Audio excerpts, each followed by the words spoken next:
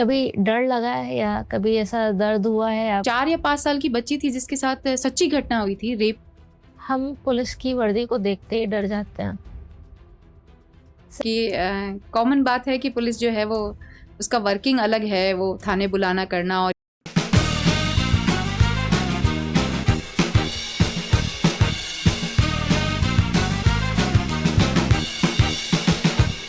Hello ma'am. Hi. So welcome to Nirvana podcast. Thank you. And हम आपसे जानना चाहेंगे आपकी जो इतनी लॉन्ग 15 इयर्स की जर्नी रही है, तो ऐसा क्या इम्पैक्ट रहा और ऐसी क्या आपको प्रेरणा मिली है कि आप इस प्रोफेशन में आई? प्रोफेशन मतलब पुलिस डिपार्टमेंट। ओके। आमतौर पे लड़कियां जल्दी सोचती नहीं है पुलिस डिपार्टमेंट जाने के लिए, इतनी डिफिकल्ट जर्नी होती है। यस। तो आपको ऐसा क्या हिंट हुआ कि आप इस प्रोफेशन में को मन किया? तो मेरा आपसे एक सवाल रहेगा कि आपने बहुत सारे महिला जो वर्किंग लेडी हैं उनको देखा होगा, टीचर्स हैं, एडमिनिस्ट्रेशन में भी हैं। एंड जब आप किसी महिला को पुलिस की वर्दी में देखते हो, जब स्पेशली बात करूं कि खाकी में देखते हो, तो कहीं ना कहीं आपको ऐसा प्राउड फील होता होगा जो शायद किसी और लेडी को किसी और प्रोफेशन में, आपको टीचर को देख के नहीं लगा होगा, डॉक्टर को देख के नहीं लगा होगा, एडमिनिस्ट्रेशन में देख के जो लेडीज हैं उनको नहीं लगा होगा। लेकिन जब आप वर्दी में देखते होंगे तो कहीं ना कहीं एक काइंड ऑफ प्रोटेक्शन वाली फीलिंग आपको आती होगी, एक प्राउड वाली, एक पावर वाली। तो वही मेरा भी था कि बचपन में मैं आपको इंसिडेंट बताऊं कि मैं अपने घर पे बैठी थी और घर के मोहल्ले में जो होते हैं कुछ छोटे मोटे कोई विवाद हुआ होगा, तो मैंने अचानक से देखा कि मेरे घर के सामने एक गाड़ी रुकी। उसमें कोई मेरे रैंक की शायद ऑफिसर रही हो, वो उतरी और उसके उतरते 4 गनर और उसके साथ ड्राइवर, 5 आदमी आगे पीछे। तो मुझे लगा कि अरे, जिस महिला को कहा जाता है कि वो कमजोर होती है, मैं अपने बचपन की बात बता रही हूँ, वो महिला कोई ना कोई ऐसी पावरफुल है जिसके उतरने से 5 लोग उतर रहे हैं, गनर के साथ उतर रही है। तो मैंने सोचा अरे ये कौन सी नौकरी है। तब मुझे समझ में आया कि हाँ, एक पुलिस डिपार्टमेंट होता है जिसमें ऐसे ऐसे होता है। तो मेरा बचपन का एक इम्पैक्ट था कि महिला इतनी भी एम्पावर्ड हो सकती है। तो वो मतलब आप ये सोचिए कि एम्पावरमेंट के लिए कि हाँ, एक सबसे अच्छा जो है आपको, अगर कोई महिला के लिए मिल सकता है तो वो पुलिस की जॉब है। आप वर्दी में जब किसी महिला को देखते हैं तो अपने आप आपको फील आता है कि ये एम्पावर्ड है। कहीं न कहीं महिलाओं के आने से सोसाइटी में महिलाएँ भी सुरक्षित हैं। तो ये मेरा मेन मोटिव रहा जैसे-जैसे बड़ी हुई। तो मेरा एक स्वेच्छा से आना हुआ विभाग में कि मैं पुलिस डिपार्टमेंट ही जॉइन करूँगी। तो मेरा मेन मोटिव यही था। और ये जो आपकी मेरी 15 साल की जर्नी है, ये निश्चित रूप से मेरी बहुत अच्छी रही। एक अलग छवि है और मुझे बहुत अच्छा लगता है जब महिला संबंधी अपराध मेरे पास आता है। और मैं उसको अभी सरकार की भी हमारी पूरी मंशा है कि महिला संबंधी अपराध में कोई भी ढिलाई ना बरती जाए। तो महिला होने के नाते मुझे सौभाग्य है कि मैं इस डिपार्टमेंट में हूँ। आपको एक टाइटल मिला है लेडी सिंघम का। हाँ। हम गूगल करें चाहे चैट जीपीटी करें, तो आपके नाम के आगे सबसे पहले लेडी सिंघम लगता है। तो इस जर्नी में हम मोस्टली मूवीज में देखते हैं, किसी सीरीज में देखते हैं, आमतौर पे बहुत रेयर सुनने को मिलता है। बट इतना बेबाकपन और इतना ज़्यादा फियरलेस। इसे फेयरलेस नहीं कह सकते आप, ना बेबाकपन कह सकते हैं। इसे ये कह सकते हैं कि मेरा एक वो है कि अगर किसी के साथ अपराध हुआ है और अपराध करने वाला कोई भी है, कैसा भी है, तो मुझे सच पसंद है। अ, अपराध जिसके साथ हुआ है वो कितना भी निसहाय हो, गरीब हो, कमज़ोर हो, मुझे उसके साथ खड़े रहना अच्छा लगता है। तो शायद इसी कारण ये टाइटल मिला है। और ये सौभाग्य की बात है, अगर ये टाइटल मैं इसको कैरी भी कर रही हूँ तो ये अच्छी बात है मेरे लिए। कभी डर लगा है या कभी ऐसा दर्द हुआ है आपको इतनी नहीं। बड़ी जर्नी में? मतलब ऑफ कोर्स। हाँ। बहुत बड़ी जर्नी रही है। Yes, yes. और बहुत सारे लोगों से सामना भी हुआ है, तो बिल्कुल। कोई तो ऐसा मोमेंट होगा आपका। नहीं, डर तो देखिए तभी लगता है जब किसी चीज का लालच हो। बिल्कुल। और आपके पास अगर लालच नहीं है, आपको ये है कि आप कहीं भी नौकरी कर लेंगे, मुझे ज़रूरत नहीं है ऐसी किसी चीज़ की, तो आपको डर तो नहीं लगेगा। हाँ, लेकिन मुझे इस नौकरी में दर्द ज़रूर हुआ। दर्द हुआ, मैं उस टाइम बुलंदशहर में पोस्टेड थी और अप्रॉक्सिमेट 4 या 5 साल की बच्ची थी जिसके साथ सच्ची घटना हुई थी रेप की। तो घटना होती है, सुनते भी हम, लेकिन जब कभी-कभी विक्टिम से मिलते हैं ना, तो उसका पेन बीइंग ए फीमेल, वो आपके ज़हन में रह जाता है। वैसे मेरे साथ उस टाइम घटना हुई। तो जब मैं उस बच्ची से मिलने गई और वो बच्ची अपने माँ के साथ थी और वो अंगूर खा रही थी, अभी भी मुझे याद है। तो जब मैंने उसका विक्टिम का नाम उससे पूछा, छोटी-सी बच्ची थी और वो गाँव का ही, उसका जिसके साथ उसने किया था, वो गाँव का ही था। तो जब मैंने उसको पूछा बच्ची को, तो आप बिलीव नहीं करेंगे, वो बच्ची एकदम काँप रही थी। बच्ची नॉर्मल बैठी थी अपने माँ के साथ, लेकिन जब मैंने उससे घटना के बारे में पूछने की कोशिश की और उस व्यक्ति का नाम लिया तो काँप रही थी। तो वो मुझे अपने पूरे विभाग में अभी तक की नौकरी में मुझे वो एक घटना ऐसी करी कि मुझे उसका दर्द है कि कैसे कोई इतना हैवान हो जाता है कि वो, और बच्चे के ऊपर इतना इम्पैक्ट कि वो माँ के साथ होने के बाद भी, पुलिस के साथ होने के साथ भी वो काँपने लगी उस व्यक्ति का नाम सुन के। तो दर्द मुझे ये मिला एक, बाकी डर तो लगता नहीं है। इस तरीके की घटनाओं में पर्सनल लॉस फील होता है? हाँ, बिल्कुल फ़ील होता है कि क्योंकि ऐसा तो नहीं हुआ ख़ैर हमारे साथ, लेकिन ये कहीं न कहीं आप भी मानती हैं कि अभी भी महिलाओं को वो बराबरी नहीं मिली, वो स्वतंत्रता नहीं मिली जो पुरुष को है। अभी भी आप दिल्ली के शहर में ले ले किसी भी बड़े मेट्रो सिटीज़ में भी रह लीजिए, हमारे दिन कहीं डे ऑलमोस्ट हर दूसरे तीसरे दिन और हाँ, आपको सुनने को मिलता है, इवन बच्चों के साथ भी सुनने को मिलता है।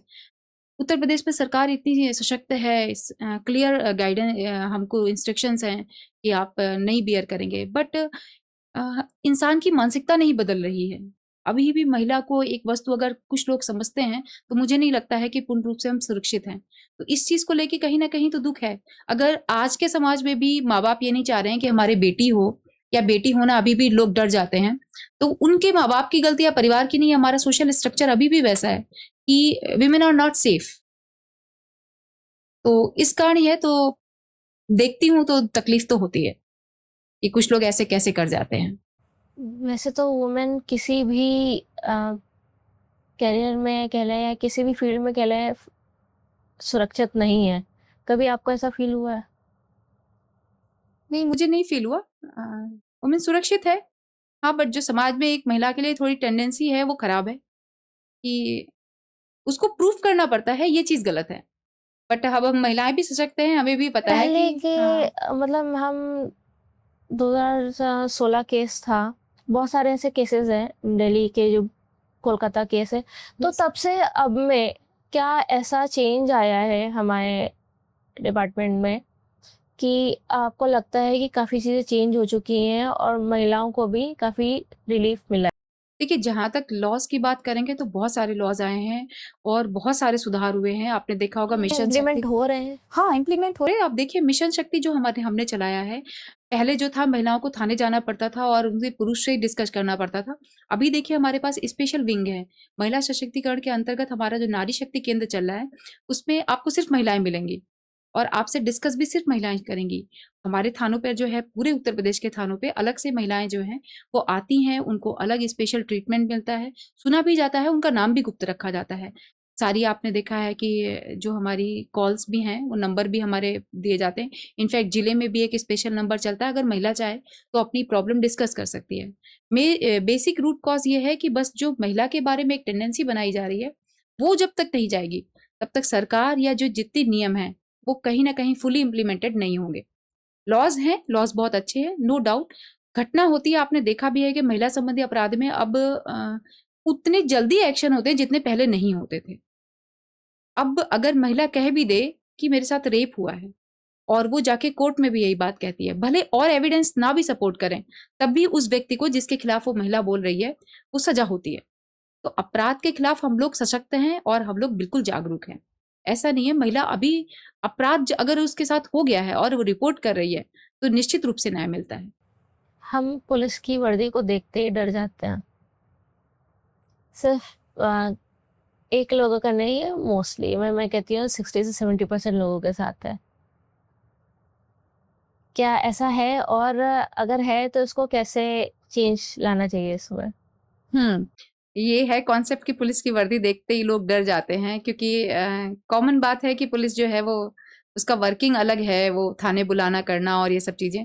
बट ऐसा है नहीं। अब इसी के लिए देखा होगा आपने पहले कि पुलिस पहले आपको दिखती होगी गाड़ियों से गश्त करके चली जाती थी। अब आपने देखा होगा कि आपके हर एरिया में भी हम पैदल भी गश्त करते हैं। इवन हमारे इंस्पेक्टर लेवल नहीं, हमारे सीनियर ऑफिसर भी पैदल गश्त करते हैं। वो यही कॉन्सेप्ट है कि हम पब्लिक से मिल पाएँ और हम उनको अपनी बात समझा पाएँ कि हम आपकी सुविधा के लिए हैं, आपको डराने या धमकाने के लिए नहीं है। बेसिकली ये होता है कि बहुत सारी झूठी रिपोर्टिंग होती हैं, आपसे ही किसी की दुश्मनी है किसी से, वो आपके खिलाफ झूठी रिपोर्ट कराया, तो हमें आपसे बात करनी होती है। तो लोग इसमें डरते हैं कि अरे पुलिस तो आती है, परेशान करती है। बट हमारा भी वर्किंग यही है कि हमें कोई बताता है, झूठा भी बताता है तो हमें काम करना पड़ता है। लोगों में डर रहता है, लेकिन हमारा यही प्रयास है कि हम उनको जागरूक कर पाएँ कि पुलिस आपकी हेल्प के लिए है। आपने देखा होगा, आप सीनियर ऑफिसर भी जो है वो आपको रील्स के ज़रिए भी बहुत सारी जानकारी, हम लोग भी, मैं भी देती हूँ, रील्स के ज़रिए जानकारी देने की कोशिश करते हैं, साइबर संबंधी अपराधों से रोकते हैं। आपको देखिए रिड्रेसल भी तो हमारी तरफ से है। आपके साथ कोई अगर अपराध होगा, तो आपके पास कोई डिपार्टमेंट है तो वो पुलिस डिपार्टमेंट है। तो हम सुरक्षा देने के लिए हैं, ना कि डराने के लिए। हाँ, वर्दी से लोगों को डर लगता है, लेकिन धीमे-धीमे कम हो रहा है। अभी महिलाओं का भी प्रतिशत हमारे पुलिस डिपार्टमेंट में बहुत अच्छा हो रहा है। तो डरने जैसा तो कुछ है नहीं। जैसे अभी आपने एक पॉइंट उठाया, हम रील्स के ज़रिए लोगों को इन्फॉर्मेशन देने की कोशिश कर रहा है। तो इसी में जैसे वर्दी में जब हम रील्स बना रहे हैं तो इसका बहुत मज़ाक भी उड़ रहा है। रील्स के ज़रिए जो वर्दी में रील बनाते हैं, वो डेफ़िनेटली आप रील बनाइए, बट रील्स में आप ये ध्यान दीजिए कि आपको वर्दी दी गई है सुरक्षा के लिए। आप सुरक्षा संबंधी कोई रील बताते हैं, आप किसी के साथ कोई अपराध हुआ है, उस पे स्टोरी बनाते हैं, अच्छी बात है। आप जनता को जागरूक कर रहे हैं। आप साइबर संबंधी कोई रील बनाते हैं, आप वर्दी में हैं तो लोग आपको ज़्यादा सुनेंगे। बट आप वर्दी पहन के अगर डांस कर रहे हैं, वर्दी पहन के अगर आप फैमिली के साथ एन्जॉय कर रहे हैं, होटल में बैठे हैं और कहीं मार्केटिंग कर रहे हैं, वो रील्स डालना, उसका विरोध होता है और आपने देखा भी है अक्सर उस पे जाँचें बैठती हैं और उन अधिकारियों के खिलाफ भी कार्रवाई होती है। तो वो तो निश्चित रूप से वो गलत है, क्योंकि हमारी वर्दी का ही हम सम्मान खो देते हैं, हम ऐसे अधिकारी की वर्दी पहन के हम रील्स बनाएँ। बट जागरूक करना निश्चित रूप से अच्छी बात है, क्योंकि आपको भी लगता होगा कि जो वर्दी में आ रहा है, वो आपको सही इन्फॉर्मेशन दे रहा होगा। तो ये एक बहुत ईज़ी वे है, अच्छा वे है कि हम आपको इंटरनेट के थ्रू तो आपको जागरूक करने की कोशिश कर रहे हैं। जो वुमेन पुलिस की वैल्यू है, वो हमारे डिपार्टमेंट में आज क्या वैल्यू रखती है? और ये कितनी ज़रूरी है? कितने परसेंट एक्चुअली होनी चाहिए और कितनी ज़्यादा ज़रूरी है? पर्सन तो देखिए वुमेन एम्पावरमेंट का रिज़र्वेशन भी अभी देखिए इश्यू चल ही रहा है। 50% तो जनसंख्या हम आधी आबादी है महिलाएँ, बट कितने अपॉर्च्युनिटी पाते हैं, ये तो आप पे भी डिपेंड है, क्योंकि बहुत सारे लोग आना भी नहीं चाहते हैं इस डिपार्टमेंट में, क्योंकि ये चैलेंजिंग जॉब है। अब मैं एक मदर हूँ, मेरे पास अपना बेबी है, मेरे उसके लिए कभी-कभी टाइम ऐसा होता है कि 3-3 4-4 दिन मैं अपने बच्चे से नहीं मिल पाती हूँ। तो ये चैलेंजिंग जॉब है। तो बीइंग ए फीमेल बहुत सारी फीमेल्स खुद नहीं आना चाहते हैं। बट आप अगर इस डिपार्टमेंट में हैं तो really you will enjoy this job. आप ऐसी जगह पे हैं, आप एक महिला हैं और आप किसी कुर्सी पे बैठे हैं, और जब वो कोई महिला जो पीड़ित होती है, वो आती है, तो कंपैरेटिवली एक किसी पुरुष के उसमें आप उसके साथ जस्टिस ज़्यादा करेंगे। तो मेरे ख्याल से इस डिपार्टमेंट में महिलाओं की और आने की आवश्यकताएँ हैं, और आएगी, भविष्य में निश्चित रूप से स्ट्रेंथ बढ़ेगी। महिलाओं का सशक्तिकरण हो गया है, इसके बारे में आप क्या कहना चाहेंगे? ये क्या वास्तव में हो चुका है या अभी तक नहीं? अ, महिलाओं का सशक्तिकरण तो देखिए हो चुका है। अब वो ज़माने नहीं बचे हैं जो सब खाली ये सोचा जाए कि लड़की को पढ़ा के शादी करना है। अब 70% परिवार तो ये सोचता ही है कि हमारी बेटी भी बेटे जैसी निकले। अ, हाँ, हम जो अब बात करते हैं कि इक्वल ट्रीटमेंट मिले, वो कभी-कभी नहीं मिलता है और वो कहीं नहीं मिलता है। तो वही कहते हैं ना कि हमें अब वुमेन एम्पावरमेंट की बात नहीं बताई जाए, अब हमें इक्वालिटी चाहिए, अपॉर्च्युनिटी चाहिए। तो अगर अपॉर्च्युनिटी हर जगह मिलेगी, तो 100% हम एम्पावर्ड हैं। हमें अपॉर्च्युनिटी नहीं मिलती है, ये आपको भी पता है। बहुत सी जगह हम प्रूफ करना भी चाहते हैं, तो अपॉर्च्युनिटी नहीं मिलती है। हाँ, कि बीइंग ए बहुत सारे ऐसे टास्क होते हैं, पुलिस में भी ऐसे होते हैं, जहाँ ये सोचा जाता होगा। मैंने नहीं फेस किया अभी तक, लेकिन ऐसा लगता है कि हाँ, ये शायद पुरुष बेहतर करेगा।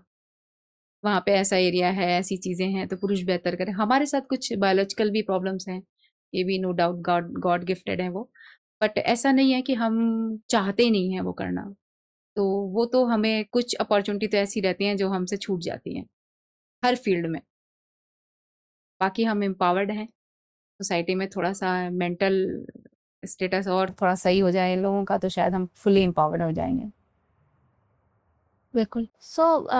एआई का आज के टाइम में एक वरदान है या अभिशाप है? हमारे डिपार्टमेंट के लिए, हमारे समाज के लिए? हाँ। जहाँ तक देखिए कोई भी नई चीज़ आती है तो उसको बहुत जल्दी एडॉप्ट, मेरे ख्याल से ये मेरा पर्सनल व्यू है, बहुत जल्दी एडॉप्ट अपने अपने खुद के पर्सनल यूज़ के लिए नहीं करना चाहिए। जब तक इसका बहुत अच्छा इम्पैक्ट नहीं देख रहे हैं कि ये क्या कर सकता है नेगेटिव, पॉजिटिव नहीं नेगेटिव, तब तक देखिए बहुत इस पे विश्वास मेरे ख्याल से नहीं करना चाहिए। अभी आप देखिए किसी की भी पिक्स लगा के हमने बहुत पहले-पहले अच्छी-अच्छी पिक्स बना ली कि हम विदेश में दिख रहे हैं, ये कर रहे हैं। बट उसका मिसयूज़ भी हुआ कि लोगों ने आपकी न्यूड पिक भी बना ली, आपने किसी के साथ ऐड भी कर लिया। तो अभी देखिए यही अवेयरनेस चल रही है कि आप ये ऐप ना इस्तेमाल करें, वो ऐप ना इस्तेमाल करें। बहुत सारे एआई के नाम पे ऐप आ गए, आपने देखे हैं, उनको लोगों ने डाउनलोड किया। उसके ज़रिए जो है वो दिक्कत भी हुई, उनके साथ क्राइम हुआ, ठीक है? तो ये सब चीज़ें जो हैं जब तक एआई आप यूज़ करिए, आपका कहीं हेल्प हो रहा है, मशीनरी में एआई आया, अभी मैंने देखा कि एक सीइंग मशीन थी, वो अपने आप उसमें वो डिजिट भरते हैं, इतने-इतने इंच का कपड़े काटते हैं, तो वो कट गया, वो बहुत अच्छा है, सब चीज़ें हैं। बट आप अगर पर्सनल यूज़ में सोच रहे हैं कि आप उसका पर्सनल यूज़ करें, तो थोड़ा-सा रुक के देखें कि क्या हो सकता है इसका। आप अपनी पर्सनल डिटेल्स मत दीजिए, कोई चीज़ भी मत दीजिए, क्या पता इसका कहाँ मिसयूज़ हो जाए। तो मेरा तो यही एक संदेश है कि इसके प्रति अभी सतर्क होके इसको इस्तेमाल करिए। इसको बिल्कुल पीपल फ्रेंडली अभी मत मानिए कि आपका सिर्फ हेल्प ही करने आया है। आपका कौन बैठे कहाँ से लीक कुछ हो जाता है, वो वो उसके उसके लिए लिए हमें हमें जो जो है है सतर्क सतर्क रहने रहने की की ज़रूरत ज़रूरत है। तो साइबर क्राइम किस तरीके से बढ़ता जा रहा है और उसको कंट्रोल करने के लिए क्या लॉज है? आप देखिए, पहले जब हम घूमने निकलते थे, तो हम मार्केट में निकलते थे, तो हमारे साथ मार्केट में छींटाकसी और अपराध होता था। आज के टाइम पे है कि हमें जो है अपनी फ़ोटो अपलोड करनी है, दोस्तों को दिखाना है, चीज़ें करनी है, शादी होनी है, तो शादी भी तुरंत सारी वायरल करनी है, तो वो हम इंटरनेट पे करते हैं। तो अब हमारे साथ जो होता था, पहले मार्केट में अपराध होता था, आज हमारे साथ इंटरनेट पे अपराध हो रहा घर है। बैठे? घर बैठे अपराध हो रहा है और आप देखिए कि इस पे हर तरीके का अपराध हो रहा है। आपको कहीं पे हम लोग ऑफिसर हैं, हमारे नाम की फ़ोटो लगा के किसी और के साथ पैसे माँग लेने का। आप देखिए इस टाइम पे तो हर अधिकारी की एक फ़ेक आईडी बन जाती है, जिसमें कहा जाता है कि फला-फला जो है हमारे एक आर्मी रिटायर्ड हो रहे हैं ऑफिसर, उनका सामान है वो सस्ते रेट पे जा रहा है और बेच लीजिए। इवन एडीजी साहब और डीजी साहब, मेरे एक रिटायर्ड डीजी साहब हैं, एक दिन उनकी तरफ से मुझे मैसेज आया। तो जब सेम मैसेज आया तो मैं समझ गई कि हमारे सर की जो है आईडी फ़ेक बनी है। तो अपराध भी इंटरनेट वाला चलने लगा है। आप देखिए कि अभी एक पेटीएम सिस्टम चला है जिसमें वो कहता है इतना पेमेंट सबमिट कर लो और वो एक्सेप्ट की रिक्वेस्ट होती है। तो जब आप एक्सेप्ट करते हैं तो सामने वाले ने जो पेमेंट भरा होता है वो आपका कट जाता है। तो ऑनलाइन फ्रॉड जो है मेरे ख्याल से जो डायरेक्ट फिजिकल फ्रॉड है उससे ज़्यादा खतरनाक है, क्योंकि एक एक तो इकोनॉमिकली फ्रॉड करता है। दूसरी बात, अगर सपोज करिए कि आपकी एक फ़ोटो किसी ने बना ली, तो पहले के ज़माने में होता था कि 4 लोगों को फॉरवर्ड करेगा। आजकल इंटरनेट का ज़माना है, वो व्हाट्सएप और इंस्टा पे डालेगा तो वो पूरे ऑल ओवर वर्ल्ड में हो जाता है। तो सतर्क रहने की ज़रूरत है कि खास करके बच्चियों को तो बिल्कुल अपनी पर्सनल फ़ोटो और ठीक है, वही बात है बच्चियों के लिए कि श्रृंगार नहीं, आपकी शिक्षा मेन महत्वपूर्ण है। तो श्रृंगार करके फ़ोटो डालने की ज़रूरत नहीं है और बहुत सतर्क रहने की ज़रूरत है, किसी पे विश्वास करने की ज़रूरत नहीं है। इंटरनेट पे जब आपके कोई दोस्त बनते हैं तो आप उसका कुछ भी नहीं जानते हैं, फ़ेक बोलता है। आप ये लड़के-लड़कियाँ दोनों कौन कहाँ फँस रहा है, कैसे आपके साथ फाइनेंशियल फ्रॉड हो रहा है या कोई फ़िज़िकल फ्रॉड होने वाला है, तो सतर्क रहें, इंटरनेट का ज़माना है और ये फ्रॉड बहुत ईज़ी है। हुँ। जो पहले होता था उससे ज़्यादा ईज़ी है, क्योंकि पहले के ज़माने में आपके साथ फिज़िकल फ्रॉड कोई बहुत दूर से नहीं करने आएगा। अब के ज़माने में आपके साथ कोई भी फ्रॉड कोई बहुत दूर से आउट ऑफ इंडिया भी कर सकता है आपके साथ, फिर आपको ढूँढना मुश्किल हो जाता है। तो सतर्क रहने का टाइम है और इंटरनेट निश्चित रूप से एक वरदान है, लेकिन साथ में किसी-किसी के साथ बहुत बड़ा अभिशाप हिसाब भी भी हो हो जाता जाता है। है। अगर इस तरीके के फ्रॉड जैसे साइबर फ्रॉड हो जाए तो not money related but normally जैसे फ़ोटो लीक होना इस तरीके के, तो ये कितनी जल्दी कंट्रोल हो सकता है? क्या ऐसा कोई है हाँ, कुछ? आप रिपोर्ट करते हैं तो वो सारी फ़ोटोज़ हम लोग जो हैं वो कर लेते हैं, हटवा देते हैं। बट एक बार अगर हो जाता है तो आपको पता है कि बहुत सारे लोग स्क्रीनशॉट ले लेते हैं, चीज़ें कर लेते हैं। तो ये है एक निश्चित रूप से बहुत ही खतरनाक चीज़ है। तो हो जाता है हमारे पास जो है, अगर रिपोर्ट करने में आने में ही आप सोचिए इंटरनेट पे 1-2 सेकंड में ही कितनी चीज़ें वायरल हो सकती है। जिसका इंटेंशन है वो तो वायरल ही कर देगा ना। आप जब तक पुलिस के पास आएँगे, पुलिस अपना स्टार्ट करेगी काम करना, तब तक तो आपका बहुत चीज़ें वायरल हो जाएगा। आपका देखिए पैसा भी चला जाता है अक्सर, तो फिर ब्लॉक होता है, अकाउंट ब्लॉक होता है, फिर आपको महीने लगते हैं उस अकाउंट को रिलीज़ कराने में, पैसा निकालने में। तो सतर्क रहना सबसे ज़्यादा ज़रूरी है और जितना हो सके कि जितना नहीं यूज़ कर सकते हैं आप, तो मत यूज़ करिए। ख़ास करके बच्चों के लिए तो बिल्कुल यही है। एक ऐज के बाद तो चलिए हम लोग को क्या हार्म होगा, बट जो बच्चे हैं, जो पढ़ रहे हैं, जिनका भविष्य है, उनको कौन कहाँ से टारगेट करना चाह रहा है, इसके लिए सतर्क होने की ज़रूरत है और ख़ास करके माँ-बाप को ये बात बच्चों को बताने की बहुत ज़रूरत है। सो हम इस पॉडकास्ट में वुमेन सेफ्टी, महिला सशक्तिकरण इन सब के बारे में बात कर रहे हैं।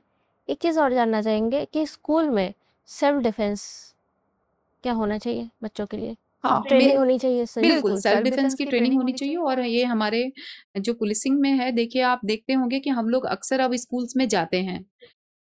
महिला अधिकारी और पुरुष अधिकारी दोनों जाते हैं। अवेयरनेस भी करते हैं कि बेटा इस तरीके के क्राइम चल रहे हैं। आपको कोई भी टच करता है, गलत टच करता है तो इसमें झिझकना नहीं है। देखिए अब बच्चों में भी अवेयरनेस आई है। अब वो बच्चे नहीं रहे जो हम लोग के टाइम में हम बच्चे थे, वो अब बच्चे नहीं रहे। बच्चों में भी अवेयरनेस है, वो बता लेते हैं। बच्चों को बताना पड़ता है कि कैसे अगर आपके साथ कोई टच कर रहा है तो उसका इंटेंशन गलत हो सकता है। आपके साथ एक छोटी सी भी घटना आपको अगर खराब लग रही तो उसको बताइए। और सेल्फ डिफेंस हम बच्चों को सिखाते हैं। इवन बहुत सारे एनजीओज हैं जो इस पे वर्क करते हैं। सेल्फ डिफेंस कम से कम मैं कहती हूँ कि बहुत ही खराब कंडीशन होगी तो हो सकता है कि वो नहीं अपना डिफेंस कर पाए, बट उसके अंदर एक कॉन्फिडेंस होगा कि हमने ये सीखा है, हमारे साथ ऐसी घटना हो सकती है। पहले के ज़माने में बच्चों को पता भी नहीं था कि घटना हो सकती है। एटलीस्ट आज के ज़माने में ये अवेयरनेस है कि घटना हो सकती है और हमें ये करना है। तो सेल्फ डिफेंस जो प्रोग्राम है वो स्कूल भी ऑर्गेनाइज करते हैं। अक्सर हम लोग को भी बुलाया जाता है, हम लोग की तरफ से खुद भी इनिशिएटिव लिया जाता है। और ये एक ब्रॉड स्केल पे चल रहा है। सरकार के भी निर्देश आते हैं कि ब्रॉड स्केल पे इसको जाके बच्चों को सेल्फ डिफेंस की ट्रेनिंग दी जाए और हम लोग खुद जाके देते हैं। तो एक लास्ट क्वेश्चन हम आपसे पूछना चाहेंगे, जो बच्चे पुलिस की तैयारी कर रहे हैं उनको क्या स्टेप्स लेने चाहिए और किस तरीके से आगे बढ़ना चाहिए? नहीं, पुलिस की क्या, कोई भी बच्चा जो अभी किसी भी एग्जाम की प्रिपरेशन कर रहा है, उसके लिए मेरा यही संदेश है कि कोई भी सक्सेस रातों रात नहीं मिलती है। तो अगर आप ये सोच रहे हैं कि हम फेल हो जाएंगे तो कुछ नहीं होगा, हम मेहनत कर रहे हैं हमारा कुछ नहीं हुआ, तो ऐसा मत सोचिए। कहते हैं ना, धीमे धीमे आटा वो चक्की में पीसते रहो तो आटा और महीन निकलता है। तो हो सकता है आपको टाइम लगे, धीमे धीमे आप देते रहिए अपना प्रयास, अपने कंटिन्यूटी बनाए रखिए। कंसिस्टेंसी बहुत ज़रूरी है। आप सोच रहे हैं कि एग्जाम के 5 दिन पहले हम 18 घंटे पढ़ेंगे, उससे बेटर है कि आप 1 साल पूरा 2-2 3-3 घंटे पढ़ें। अगर मेरा ये मानना है कि कोई बच्चा 1 साल भी अगर पूरा 2-2 3-3 घंटे एक रूटीन में पढ़ रहा है तो कोई ना कोई एग्जाम वो जरूर क्लियर कर लेगा। क्योंकि कोई भी आज के ज़माने में ये नहीं है कि पुलिस की प्रिपरेशन करता है या वो सारे एग्जाम देता है कहीं ना कहीं। तो जो कंटिन्यूटी बनाए रखते हैं, जो कंसिस्टेंसी बनाए रखते हैं, जिन्हें पता है कि एक दिन आपके वर्क को गॉड पे करेगा, तो वो सफल हो जाते हैं। ज़रूरत है कि आप भटके नहीं कि नहीं मेरा नहीं हुआ, मेरा भी तीसरे अटेम्प्ट में हुआ। फीमेल थी, लड़की भी थी, लोगों को माँ बाप को लगता था नहीं होगा, शादी कर दो ये वो, लेकिन अल्टीमेटली मैं सक्सेसफुल हुई। तो सबके साथ है। Failure is not part of कि आप सब कुछ खत्म कर दें। Failure is part of your success, तो इसको मान के चलिए। और कोई भी एग्जाम हो, आपका मेहनत देखता है और आपका क्लियर होता है। Thank you. Thank you.